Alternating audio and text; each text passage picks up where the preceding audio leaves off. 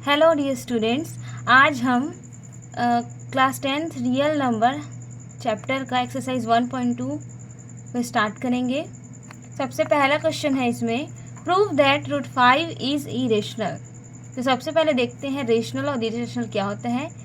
Those numbers which can be represented in the form of P by Q where Q not equal to 0 is called rational number, and those number which can't be expressed in the form of p by q is known as irrational number। तो सबसे पहले क्या करेंगे, root 5 irrational है, ये हमें proof करना है। तो हम ये मान के चलेंगे कि रूट 5 क्या है, रेशनल है।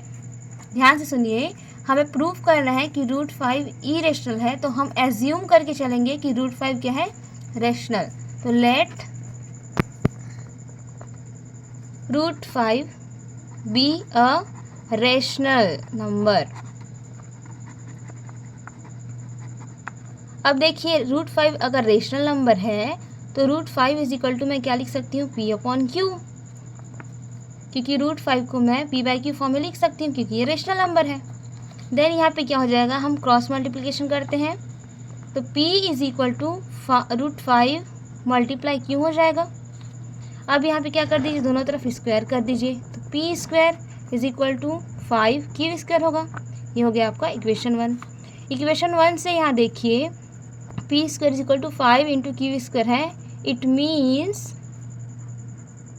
p is a multiple of 5। Suppose मैं अगर कोई लिखती हूँ 5 into 3, 5 into 5 is equal to 25 लिखती हूँ, और ये सपोज आपका पी स्क्वायर का वैल्यू है, तो 5 का मल्टीपल हुआ, ये 25 जो है 5 का मल्टीपल है, क्योंकि 25 5 के टेबल में आता है। तो क्या बोल सकते हैं, सबसे पहले P square is a multiple of 5। अगर पी स्क्वायर 5 का मल्टीपल है तो पी भी क्या होगा, P is also a multiple of 5। Okay, अब क्या करते हैं, यहाँ से देखिए p is also multiple of 5, then p is equal to 5 into something k लिख लीजिए। 5 का मल्टीपल है मतलब 5 के, कुछ k का वैल्यू क्या हो सकता है, k विल बी 1 2 3 कुछ भी हो सकता है, ठीक है। अब यहाँ पे स्क्वायर कर दीजिए तो p square is equal to 25 k square आ जाएगा। ये हो गया आपका सेकेंड। अब क्या करिए, इक्वेशन 1 इक्वेशन 2 को कंपेयर करिए। देखिए p square is equal to 5 k square, p square is equal to 25 k square है। दोनों इक्वेशन में p स्क्वायर का वैल्यू है, तो ये दोनों क्या हो जाएंगे, इक्वल हो जाएंगे।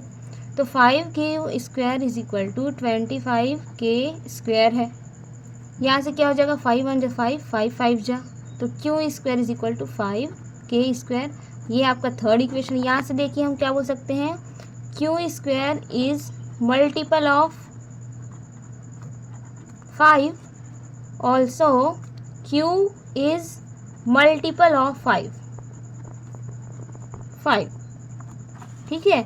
यहाँ पे एक लाइन और ऐड कर दीजिएगा, ये जो p और q है क्या है आपके, p एंड q आर को प्राइम्स। ओके, को प्राइम क्या होता है आप नेक्स्ट वीडियो में समझ सकते हैं। तो यहाँ देखिए, इससे क्या समझ आता है आपको, p is multiple of 5, q is multiple of 5, but we have supposed, हमने क्या माना है, we supposed that P Q are को प्राइम।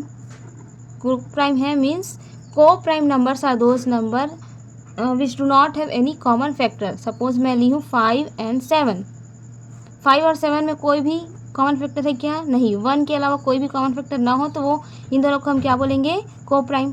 वैसे मैं क्या ली, 3/7, इसमें भी कोई कॉमन फैक्टर है क्या, नहीं, 1 है। तो 1 के अलावा अगर इन दोनों में कोई कॉमन फैक्टर होता है तो वो दोनों को प्राइम क्या है, नहीं कहलाता, एक को प्राइम कहलाता है। ओके, तो क्या हो गया, हमने माना क्या था कि रूट 5 रेशनल नंबर है, उससे हमें क्या निकल रहा है, और क्या माना था, पी क्यू को प्राइम है, लेकिन हमें रिजल्ट में क्या मिला कि नहीं, ये तो को प्राइम नहीं है।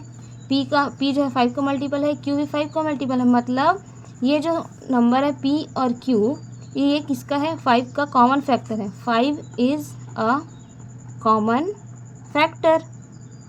अब 5 कॉमन फैक्टर आ रहा है, मतलब ये क्या है, विच इज नॉट को प्राइम, हेंस